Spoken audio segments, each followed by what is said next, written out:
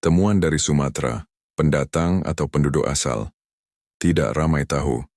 Suku temuan yang hari ini tinggal di sekitar Selangor Negeri Sembilan dan Pahang, dahulunya datang dari seberang, dari Sumatera. Mereka merentas Selat Melaka dan menetap di satu kawasan yang dikenali sebagai Bukit Temu. Dari situlah nama temuan dipercayai muncul, lambang pertemuan kembali dengan tanah yang dianggap suci. Tapi penghijrahan ini bukan berlaku semalam. Ia berlaku ribuan tahun dahulu, pada zaman prasejarah, sebelum wujudnya kerajaan, sebelum penjajah, bahkan sebelum kaum-kaum lain tiba ke tanah Semenanjung. Ketika itu, orang asli adalah manusia terawal yang mendiami tanah ini. Kajian menunjukkan ketibaan awal. Orang asli ke Semenanjung berlaku antara 5.000 hingga 10.000 tahun yang lalu, secara berperingkat mengikut suku dan jalur migrasi masing-masing. Maka apabila temuan berhijrah dari Sumatera, mereka bukan pendatang modern. Mereka tidak membawa senjata, tidak merampas, tidak menakluk. Mereka datang sebagai penjaga alam, membina hubungan dengan hutan, sungai dan roh tanah ini. Mereka menjadi sebahagian dari tanah ini, dan tanah ini menjadi sebahagian dari mereka. Maka siapa mereka? Mereka ialah penjaga hutan sejak ribuan tahun dahulu, pewaris adat dan warisan, yang semakin lama semakin dilupakan. Temuan tetap orang asli, temuan tetap penduduk asal. Walau dari mana mereka datang, tanah ini telah lama mereka jaga, sebelum kita semua. Di Sumatera tak ada suku temuan. Betul, suku temuan memang tidak berasal dari Sumatera.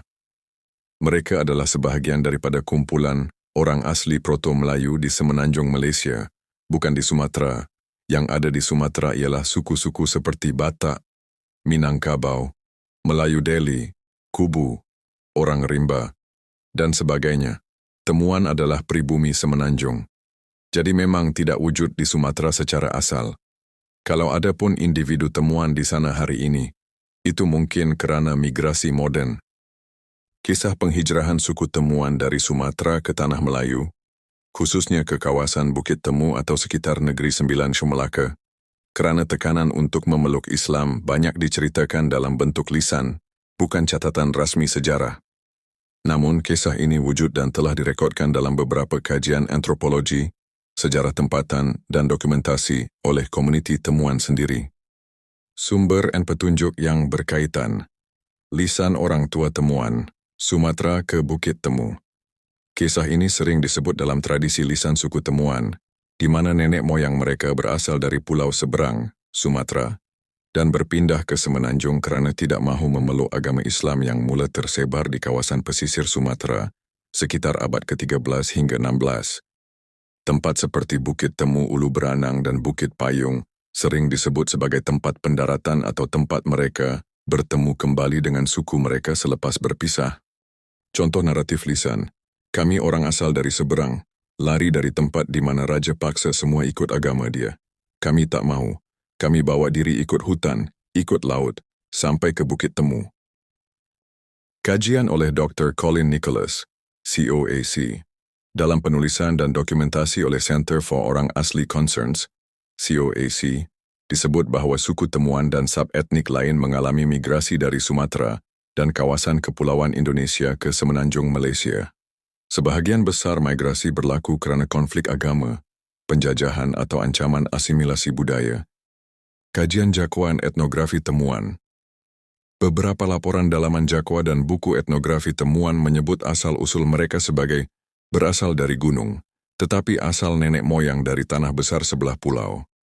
Buku seperti Orang Asli, Warisan dan Masa Depan oleh Jakoa menyebut tentang penghijrahan akibat tekanan luar, termasuk agama dan penjajahan. Konflik Islamisasi di Sumatera dan sejarah mencatat bahawa proses Islamisasi Sumatera abad ke-13 hingga 16 bermula dari Samudra Pasai ke Palembang dan Minangkabau telah menyebabkan beberapa komuniti animisme, Hindu-Buddha dan suku pribumi tempatan berpindah, termasuk ke Semenanjung. Suku-suku yang tidak mahu tunduk kepada Raja Islam sering lari ke kawasan hutan, pedalaman atau merantau. Rumusan sejarah lisan plus konteks akademik. Walaupun tidak direkodkan dalam sejarah rasmi, kisah penghijrahan suku temuan dari Sumatera ke Semenanjung kerana enggan memeluk agama Islam sangat kuat dalam memori lisan mereka.